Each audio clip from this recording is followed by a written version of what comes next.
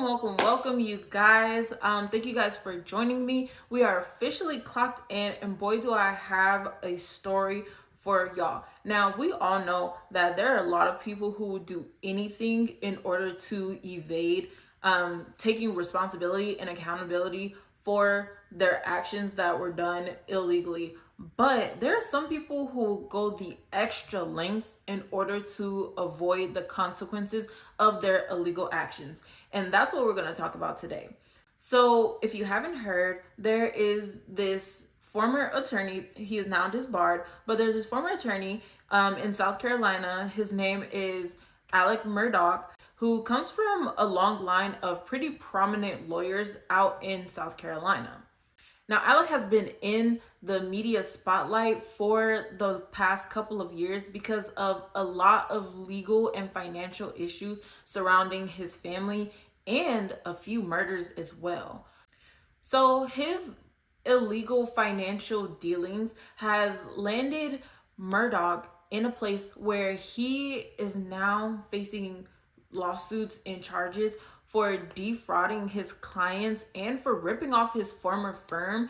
And those charges have racked up to be about $9 million worth of charges. And back in June of 2021, his wife and one of his sons were both found shot and killed at their family home. Now, we're going to get into both sides of this man's life because all of it comes full circle and everything seems to be connected in some way or another. Now, Alex Murdaugh, and it's spelled Alex Murdaugh to most people. Like, if you see it, that's probably what you would pronounce it as. But from my understanding and from a lot of people's corrections, it's actually pronounced Alex Murdaugh. So we're just going to call him Alex Murdaugh. But yes, so his family consisted of his wife, Margaret, who they called Maggie, their oldest son, who they called Buster, and their youngest son, Paul. Now, we're going to get into a little bit about Paul. So back in February of 2019, Paul was underage drinking and was recklessly driving his dad's boat, and it ended up in the death of one of his friends whose name was Mallory Beach. Now, at the time of the accident, Paul was just 19 and he used his older brother Buster's driver's license in order to purchase alcohol at a convenience store. Now, once Paul successfully purchased the alcohol, he went with his friends and they were all drinking and, having fun and all these things. And then they ended up going to a party. Now, they had already been drinking at this party, so they were already a bit intoxicated, but they left the party and got back onto the boat where Paul was the one who was driving the boat. Now, Paul wanted to get some more drinks, but him and his friend Connor were the only two who had IDs. Now, so Paul and his friend Connor both went into a bar and they got 2 rounds of shots. And all of this was caught on camera that both of them got the 2 shots. They drank the 2 shots and then they left the bar to go and meet back up with their friends and return to the boat so that everyone can end their night. Now, there were about 6 people in this group in total. And once they got back on the boat, one of the other friends, whose name was Miley, she reported, she stated that Paul was driving and acting drunk and that he would constantly leave the wheel to go and argue with the rest of the group and, concerning the way that he was driving and the way that he was acting, because it was just really, really reckless. And obviously he was putting their lives in danger. Now, another one of the friends, whose name was Anthony, who was actually Mallory Beach's boyfriend, had asked Paul to stop at a nearby dock and to let him off because he was fed up with the way that Paul was driving and he no longer wanted to be in the boat. But Paul, in his drunken state, being stubborn as well, refused to let him off of the boat and continued arguing with everyone there and continued driving in a reckless manner. When the authorities went and checked the GPS technology of the boat, to do a walkthrough basically of what was going on with the boat at the time that the crash happened. It did show that there was a large increase in the speed of the boat around the time that all of this arguing and intoxicated drunkenness was going on. Eventually, we do know that that boat ended up crashing into Archers Creek Bridge, and it ejected Mallory Beach from the boat, and they did not know where she had landed. One of the friends, Connor, who had also been drinking at the bar with Paul, immediately called 911 to report the boat crash. The first responders who got to the scene immediately started searching for Mallory's body because everyone was aware that she was no longer on the boat. They couldn't see her. It was really late at night, so they knew that they had to act fast, and they also were calling for other reinforcements to help them look for Mallory's body. Now, a couple of the other friends also sustained a few non-life-threatening injuries, but they were treated for a severely broken hand and a broken jaw. Everyone who was on the boat was taken to the hospital to be treated and to be looked at, and it said that Paul was very reluctant to cooperate with anyone who was at the hospital. He didn't really talk much, but they did do a test on him, and it showed that hours later after the crash had happened, his blood alcohol levels were at a 0.24, which is 3 times the legal limit, but it's really 100% over the legal limit for him because he's still a minor, so he shouldn't have been drinking in the first place. It wasn't until about a week later before Mallory's body had finally been found, and it was found about 5 miles away from where the crash actually happened. And Mallory's family, being distraught and upset and just, hurt and torn over this, they filed a wrongful death suit against the Murdaughs. On April 18th of 2019, which would have been Mallory's 20th birthday, Paul was charged with 3 felonies, which included boating under the influence, causing Mallory's death, and seriously injuring 2 of the other passengers. Of course, with his father being a very prominent lawyer in this area, Paul pleaded not guilty to all 3 of these charges, and he was let out on bond. And just 3 days before he was set to go to trial, Paul Murdaugh was found shot and murdered at his family estate. On June 7th of 2021, Alec Murdaugh placed the call to 911 and told them that both his son Paul and his wife Maggie had been shot to death at their home in Islandton, South Carolina. There hadn't been any leads or any suspects in this case, so nobody had been arrested or charged or really interrogated about what it is that actually took place at their home. Now, tragedy struck again just 3 months later when Alec Murdaugh himself had been shot in his head while changing a tire in Hampton County. Now, he did not die from his injuries. He survived, but it was still a very tragic incident nonetheless. Now, 10 days later, after Mr. Murdaugh had been shot in the head, it was found that Curtis Edward Smith was the one who had shot him. Now, some people are saying that Mr. Smith was a former client of Murdaugh's, but a lot of other people are saying that he's like a distant cousin. So I'm not really sure about what the relationship is there, but either way, this is somebody who knew Alec in some way, shape, form, or fashion. So when Mr. Smith was seeing that he was going to be taking a lot of the fall for him having shot Mr. Murdaugh, he basically spilled the beans and said, no, like, I didn't shoot him. Alec wanted me to kill him so that his surviving son, Buster, would be able to collect his $10 million insurance once he was dead. Alec Murdaugh eventually confirmed this story that was told by Mr. Smith, but Mr. Smith was still faced with charges. That Smith was charged with assisted suicide, aggravated battery and assault, and insurance fraud. And Alec Murdaugh was also charged with conspiracy, insurance fraud, and filing a false police report. And again, with the Murdaugh family being very well connected, very, very wealthy, and all of these things, Mr. Murdaugh was not held in prison while he was awaiting to really face his charges.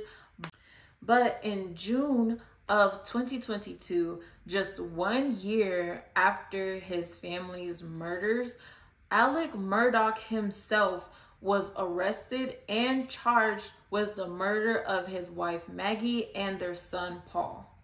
Now, his lawyers, of course, were saying that the officials were just rushing to judgment by trying to charge Paul with these murders and that they didn't really have anything to stand on. But there are a lot of things going on in the Murdaugh marital family that wasn't being discussed at first.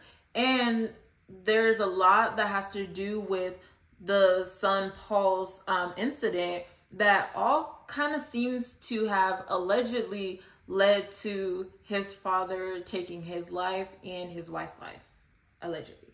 It said that Alec and Maggie were having some marital issues and they weren't really seeing eye to eye. And at this time, Maggie had been staying at their beach house in Arresto, while Paul and his two sons were living at their family home, which they called the Marcel property, which was in Colleton County. Just a little bit before the murders had occurred, Alec had texted his wife to come by their family home to meet up with him so that they could both go to the hospital and visit his dying father together. Now, Maggie kind of protested this at first. She thought it was a little bit weird, and she even texted and told one of her friends about this, but she ended up going to meet Alec at their family home anyways, under the impression that they will be going to visit his dying father in the hospital.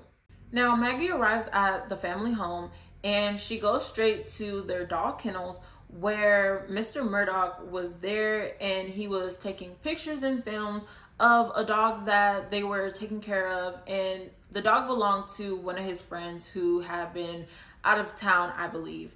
But also during this time, their son Paul had been taking Snapchat videos of his dad like messing with a tree or, you know, like some other things around their property that he had sent to a few of his friends, where it is very clear that his father was there with him and with his mother less than an hour before the both of them had been shot to death. Paul was shot close range in the chest inside of the dog kennels, and Maggie had been shot and found outside of the dog kennels, and she had been shot about 5 times. According to Alec, he claimed to have been asleep during the time of the murders, but he went out of the house and saw that his wife had been laying on the ground outside of the kennels, and he also went inside of them to find his son Paul's dead body as well. And then he frantically made a call to the police, basically telling them what he had found and that they needed to get there ASAP. Now, at the very least, a lot of people are saying that Alec's story is just heavily fabricated, because in the video that is shown from his son's Snapchat, you can see him outside around 7 p.m. ish, like sometime around there, where he's wearing a blue shirt and just a completely different outfit from what is shown when the police actually get to his house and they meet up with him and then they're talking to him. And now again, Alec claimed to have been asleep. So people are questioning where the clothes that he had on in that video that was taken on his son's Snapchat, and why had he changed like so quickly, and if he had, like just changed out of his clothes, like why was that so? When did he have time? Like how did all of this happen like in the meantime? And also, how could you have been asleep if all of this happened within like less than an hour? With a lot of people questioning Alec and if he had actually killed his wife and his son, people are looking for the motives and why he would have done this. And like I stated before, he had a lot of other financial lawsuits and things of that sort that he had going on. And then on top of that, he lost two people in his already small family. But these things seem to be connected. Now, on the morning of the murders, he had received a call from the CFO of his former firm. Now, she called Alec to question him about $792,000 that the firm had realized was missing from attorney's fees, and those fees were supposed to have been paid to the firm directly and not to individual attorneys. Because these murders happened on the same morning that that Sechinger had questioned Alec about the money, the firm decided to kind of just like let it go for the moment and not confront him, because to them he was just a grieving husband and father who had just lost two very important people in his life. Another interesting coincidence is that just 3 days after the murder, so June 10th, would have been the start of the trial for the 3 felonies that Paul was facing for the death of Mallory Beach. Now, with Paul being the one who was supposed to be on trial, but he is now deceased, obviously that trial had been canceled. On September 3rd, which was about 3 months after his family members had been murdered, Alec decided to go ahead and resign from his position at his firm. And 24 hours later is when Alec had also been shot in the head and was sent to the hospital. And before the firm could announce his resignation everywhere, they had gotten word that this tragic incident had occurred with Alec as well. And again, they kind of held off on pursuing more when it came to the missing funds, because at this point they found out that there were even more funds that had been missing or mishandled, and a lot of it was surrounding cases that Alec was personally involved in. Death surrounding this family does not seem to be a very foreign concept, because back in 2018, one of their maids, Gloria Satterfield, also died in the family home, and it was considered an accidental death. It was reported that Ms. Satterfield suffered from a slip and fall that resulted in her death, but after an examination of her body, the injuries were not consistent with a normal slip and fall. So there was a claim of $500,000 in a wrongful death suit that was filed on the estate's behalf of Ms. Satterfield. Now, it has come out that Gloria's son has spoken about his experience and what is actually going on with those insurance payouts. And he said that Alec had volunteered himself to go after the insurance companies so that her sons could get a settlement on her behalf, but they never saw any of that money. Now, there seems to have been 2 settlements that were made back in 2018, one for the $500,000 and another for $3.8 million. And her sons have not seen 1 cent of that money.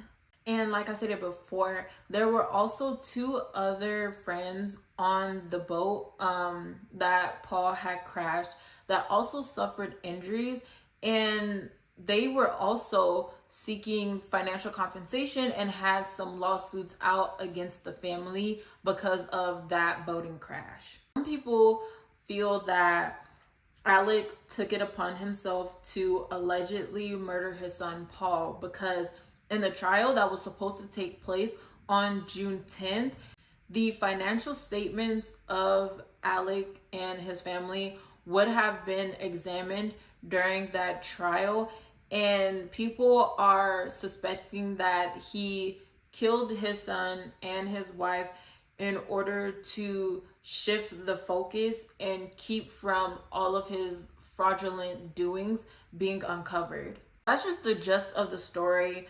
and what all has been really discussed about it. I do know that recently the actual trial for Alec Murdaugh, as it pertains to his family's murder, has started already.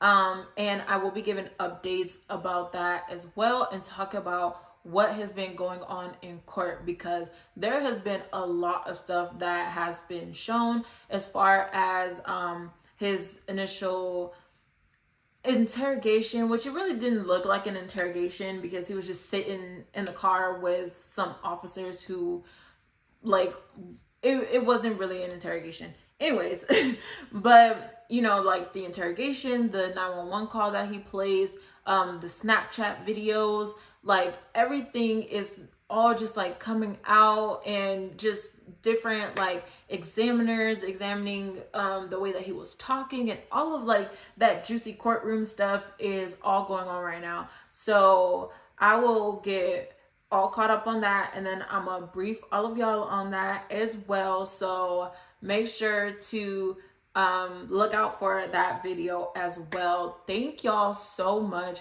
for tuning in. I will see you guys next time, and we are clocked out.